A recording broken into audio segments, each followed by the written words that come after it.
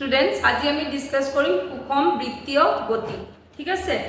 এতিয়া সোয়া যদি আমি এটা বস্তু আমি যদি এটা এনেকুৱা ট্ৰায়াঙ্গুলাৰ পাথৰ ত্ৰিভুজ আকৃতিৰ এটা ৰাস্তাৰে আমি গতি কৰো তেতিয়া হলে আমি কেইবাৰ ৰাস্তাটো মানে কেইবাৰ দিশৰ সলনি কৰিব লাগিব এবাৰ দুবাৰ তিনিবাৰ তেনেকে যদি আমি এনেকুৱা এটু ৰাস্তাৰে আমি গতি কৰো তেতিয়া হলে এবাৰ দুবাৰ তিনিবাৰ চাৰিবাৰ ঠিক আছে যিমান বাহু বিলাক বৃদ্ধি হৈ গৈ থাকে হিমানে আমাৰ কি হ'ব দিশৰ পৰিৱৰ্তনৰ সংখ্যা বাঢ়ি বাঢ়ি গৈ থাকিব এটু ৰাস্তা এটু ধৰা আমি এনেকে গলো এফালে তো এনেকে বৃদ্ধি হৈ গৈ থাকিব ঠিক আছে তেনেকে আমাৰ যদি আমি যদি এটা বৃত্তৰ আকাৰৰ এটা ৰাস্তাৰে আমি গতি কৰো তেতিয়াহলে আমি কেইবাৰ সলনি কৰিব লাগিব ৰাস্তাৰ দিশ আমি দিক কেইবাৰ পৰিৱৰ্তন কৰিব লাগিব হেতু আমি ডিসকাস কৰিবলৈ গৈ আছো সো সোয়া আমি কেনেকে কৰিম এনেকুৱা ধৰা মই এটা বৃত্ত আকৃতিৰ এটা পথেৰে যাবলৈ আৰম্ভ কৰিছো ৰবা অকন ডাঙৰকে আঁকিলো এনেকে আমি বৃত্তাকাৰ পথ এটাৰে আমি যাবলৈ ধৰিছো তেতিয়াহলে আমি কেইবাৰ ৰাস্তাটো সলনি কৰিব লাগিব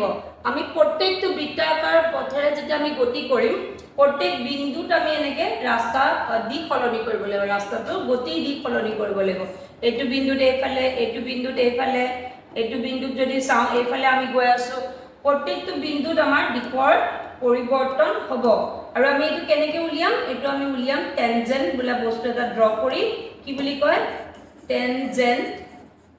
টেনজেন্ট মানে হৈছে এডাল আমি সৰলৰেখা অঙ্কন কৰি যিডাল সৰলৰেখা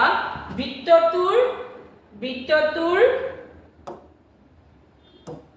ব্যাসৰ বা ব্যাসাৰ্ধৰ লগত সমান পারপেন্ডিকুলার হ'ব মানে লম্ব হ'ব লাগিব লম্ব এডাল এটো 90 ডিগ্ৰী হ'ব লাগিব এই যে আমি আজডাল আঁকিছো এই টেনজেন্টডাল যে আমি আঁকিছো এই টেনজেন্টডাল এই বৃত্তৰ এই ব্যাসাৰ্ধডালৰ লগত 90 ডিগ্ৰী কৰিব লাগিব আৰু যোনটো ফালে আমি গতি কৰিছো ধৰা আমি এনেকে গৈ আছো তেতিয়ালে দিকটো টেনজেন্টডালৰ দিকটো হেমতে আমি দেখুৱাব লাগিব এই কাৰ্চিনডাল আমি হেমতে দিব লাগিব তো এই যে প্ৰত্যেকটো বিন্দুত আমি টেনজেন্ট আঁকিছো এই প্ৰত্যেকটো বিন্দুত টেনজেন্টডাল হ'ব লাগিব ব্যাসাৰ্ধৰ লম্ব ঠিক আছে আৰু এই প্ৰত্যেকটো বিন্দুত অকা টেনজেন্টে আমাক আমাৰ গতিৰ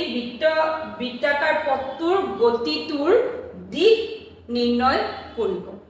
তো টেনজেন্ট কেনেকৈ আঁকিম আমি বৃত্তাকাৰ পথটোৰ এটা বিন্দুত আমি এডাল সৰলৰেখা অঙ্কন কৰিম সৰলৰেখাডাল আমি অঙ্কন কৰিম এটা বিন্দু মাত্ৰ হি চুব লাগিব আৰু এই সৰলৰেখাডাল ব্যাসাৰ্ধৰ লগত 90 ডিগ্ৰী কৰিব লাগিব এটো 90 ডিগ্ৰী হ'ব লাগিব ইয়াত প্ৰত্যেকটো বিন্দুতে বুজি পালা এনেকে আমি টেনজেন্ট আঁকো আৰু টেনজেন্টে আমাক কি দিব বৃত্তাকাৰ পথত গতি কৰি থাকোতে বস্তু এটা কোনটো দিশত গতি কৰি আছে প্ৰত্যেকটো বিন্দুত যেহেতু পৰিৱৰ্তন হ'ব দিশৰ এই দিশ নিৰ্ণয় কৰিবলৈ আমি টেনজেন্ট আঁকিব লাগিব এইটো হ'ল দিশৰ কথা ঠিক আছে এতিয়া আমি বেগৰ কথা পাতিম প্ৰত্যেকটো বিন্দুত যেহেতু দিশৰ সলনি হৈছে সো গতিকে বেগটো সলনি হ'বই বেগ সলনি হ'ব কিন্তু সুষম বুলি কিয় কৈছে সুষম বুলি এই কাৰণে কৈছে যে প্ৰত্যেকটো বিন্দুত দ্ৰুতি মান একে থাকে প্ৰত্যেকটো বিন্দুতে দ্ৰুতি মান একে থাকিব সুষম দ্ৰুতিৰে গতি কৰে এটা বস্তু যেতিয়া বৃত্তাকৃতিৰ পথেৰে গতি কৰিব তেতিয়ালে সুষম দ্ৰুতিৰে গতি কৰে কিন্তু সুষম বেগ নহয় বেগ কিয় সুষম নহয় কাৰণ বেগৰ মান একে থাকিব হয় কিন্তু তাৰ দিশৰ পৰিৱৰ্তন প্ৰত্যেকটো বিন্দুতে দিশৰ পৰিৱৰ্তন হ'ব দিশৰ পৰিৱৰ্তন হোৱাৰ কাৰণে বেগৰ যেটো আমি বেগ বুলি ক'লে আমি কি বুজো বেগ এটা ভেক্টৰ ৰাখি তাৰ মান থাকিব দিশ সলনি হোৱাৰ লগে লগে ই সুষম বেগ বুলি আমি নকওঁ এটো হ'ব অসুষম বেগ বা অসম বেগ ঠিক আছে ইয়াৰ আমি এতিয়া এটো যদি আমি ধৰো ব্যাসাৰ্ধৰ মান r আৰু ধৰি লৈছো এই বিন্দুটো a এৰ পৰা এলে ঘূৰি আহি পাওঁতে এৰ পৰা আৰম্ভ যদি কৰো মই যাত্ৰাটো আৰম্ভিক বিন্দু এ অন্তিম বিন্দু এ ঠিক আছে তেতিয়া হলে আমাৰ এৰ পৰা এলে যাওঁতে ধৰি লৈছো আমাৰ সময় লাগে t তেতিয়া হলে আমি দ্ৰুতি কেনেকৈ নিৰ্ণয় কৰিম দ্ৰুতি নিৰ্ণয় কৰাৰ ফৰ্মুলাটো হৈছে দ্ৰুতি সমান গোটেই গোটেই বৃত্তটোৰ বৃত্তৰ পৰিসীমা কি হয় 2πr আৰু বৃত্তটো গোটেইটো ঘূৰিবলৈ আমাক এপাক ঘূৰিবলৈ আমাক সময় লাগে t গতিকে দ্ৰুতি হ'ব 2πr/t যাৰ মান আমি প্ৰত্যেকটো বিন্দুতে একেই পাম ঠিক আছে গতিকে ধৰা মই এইখিনিৰ পৰা আৰম্ভ কৰিলো ইয়াৰ পৰা ইয়ালৈ আহিবলৈ আমাক t সময় লাগে ব্যাসাৰ্ধটো ইয়াতেও একেই হ'ব প্ৰত্যেকটো বিন্দুতে ব্যাসাৰ্ধ একেই হ'ব যেহেতু এইটো বৃত্ত গতিকে ব্যাসাৰ্ধ r আৰু পৰিসীমা বুলি ক'লে আমি ফৰ্মুলাটো জানো পৰিসীমাৰ ফৰ্মুলা 2πr কাৰণ চোৱা পৰিসীমা আমি কিয় লৈছো এটা বস্তুৱে বা ময়ে ধৰা এইখিনিৰ পৰা যদি আৰম্ভ কৰো এনেকৈ গৈ ইয়াত পাবলৈ আমি কিমান দূৰত্ব অতিক্ৰম কৰিলো পৰিসীমাৰ সমান দূৰত্ব তো যেহেতু দ্ৰুতি সমান কি দূৰত্ব বাই সময় দূৰত্ব অতিক্ৰম কৰিলো পৰিসীমাৰ সমান গতিকে দূৰত্বৰ ভ্যালু হ'ব 2πr সময় কিমান লাগিলে t সময় লাগিলে গতিকে 2πr/t হৈ যাব দ্ৰুতি ওলোৱাৰ ফৰ্মুলা তো মই আকৌ কৈছো সুষম বেগেৰে যেতিয়া এটা গতি কৰিব বস্তু এটা সুষম দ্ৰুতিৰে গতি কৰিব বৃত্তাকাৰ পথত যেতিয়া এটা বস্তুৱে গতি কৰিব তেতিয়াহ'লে সুষম দ্ৰুতিৰে গতি কৰে সুষম বেগেৰে নহয় ঠিক আছে আৰু এটা কথা শুনা ইয়াতে যেহেতু ইয়াত বেগ সুষম নহয় গতিকে প্ৰত্যেকটো বিন্দুত ইয়াত ত্বৰণ থাকিব বেগ বেলেগ সুষম বেগ নহয় মানে বেগ বেলেগ হ'ব এইটো বিন্দুত বেলেগ এইটো বিন্দুত বেলেগ এইটো বিন্দুত বেলেগ প্ৰত্যেকটো বিন্দুত বেগৰ দিশ সলনি হৈছে গতিকে বেলেগ বেগ হ'ব যদি বেগৰ পৰিৱৰ্তন থাকে তেতিয়াহ'লে ত্বৰণো থাকিব তো ত্বৰণ ইয়াত প্ৰত্যেকটো বিন্দুতে ত্বৰণ থাকিব কিন্তু ত্বৰণৰ মান শূন্য হ'ব কিন্তু ত্বৰণৰ দিশ বেগৰ দিশৰ ফালে হ'ব মানে ত্বৰণৰ দিশ এইখিনিতে এইফালে বেগৰ দিশৰ ফালে ত্বৰণৰ দিশ এইখিনিতে প্ৰত্যেকটো বিন্দুত যোনটো ফালে মুখ কৰি গতি কৰিছে সেইটো ফালে বেগৰ দিশ আৰু লগতে এইটো হ'ব ত্বৰণৰ দিশ ইয়াৰ পিছত আমাৰ যিখিনি অংক আছে বা এক্সাৰসাইজৰ ফৰ্মুলা আছে এক্সাৰসাইজৰ কোৱেশ্চন আছে এইখিনি তোমালোকে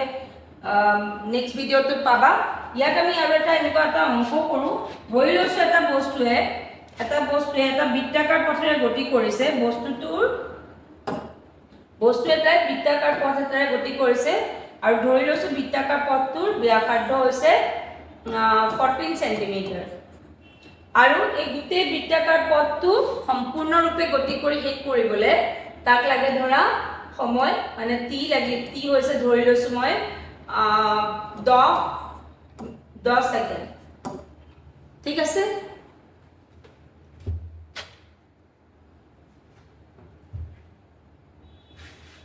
কি কলো মই এটা বস্তু বৃত্তাকাৰ পথেৰে গতি কৰিছে বৃত্তাকাৰ পথটো ব্যাসাৰ্ধ ধৰি লৈছো 14 সেন্টিমিটাৰ আৰু তাৰ পুৰা সম্পূৰ্ণ বৃত্তাকাৰ পথটো ঘূৰিবলৈ সময় লাগে 10 সেকেন্ড ঠিক আছে তো মোক যদি কয় দ্ৰুতি নিৰ্ণয় কৰা তে মই দ্ৰুতি কেনেকৈ নিৰ্ণয় কৰিম দ্ৰুতি সমান কিমান দূৰত্ব ডিভাইডেড বাই দূৰত্ব মানে ডিসটেন্স বাই টাইম দূৰত্ব ডিভাইডেড বাই সময় তো আমাৰ ইয়াত দূৰত্ব কিমান হ'ব দূৰত্বৰ ফৰ্মুলা হৈছে 2πr পৰিসীমাৰ ফৰ্মুলাতে দূৰত্বৰ ফৰ্মুলা গোটেই এইটো বিন্দুৰ পৰা ঘূৰি আহি এইটো বিন্দুলৈ কিমান দূৰত্ব অতিক্ৰম কৰিব এইটো পৰিসীমাৰ সমান হ'ব 2πr t কিমান হ'ব t মান হৈছে এইটো মানে এনেকুৱা 2πr/t যেটো মই অকমান আগতে কৈছিলো t মান 10 সেকেন্ড এতিয়া মই বহাই যাম ইয়াতে 2 * 22/7 * 14 ডিভাইডেড বাই 10 তো মই যদি এটো জানো এটো আমি 2 টাইমস যাব গতিকে এটো কিমান হল 44 * 2 88/10 গতিকে ইয়াৰ আমি মান কিমান পাম দ্ৰুতি মান পাম আমি 8.8 আমি এটো কিহত লৈছিলো r to be সেন্টিমিটাৰ লৈছিলো গতিকে সেন্টিমিটাৰ ডিভাইডেড বাই সেকেন্ড এটো হ'ব বস্তুটো বৃত্তাকাৰ পথত গতি কৰা বস্তুটোৰ দ্ৰুতি ওকে তো দ্ৰুতি আমি এনেকৈ নিৰ্ণয় কৰিম আৰু তোমালোকৰ চেপ্টাৰটোৰ এক্সাৰসাইজৰ লাষ্ট কোৱেশ্চনটো এটো ওপৰত এই ফৰ্মুলাটোৰ ওপৰত এটো ফৰ্মুলা ব্যৱহাৰ কৰি কৰিব লাগিব গতিকে তোমালোকে এটো কৰি চাবা তাৰ ভ্যালুটো অলপ দীঘলীয়া কিন্তু আচলতে ফৰ্মুলা একে অংক কৰিবলৈ ইমান টান নহব কৰি চাবা এটো তোমালোকে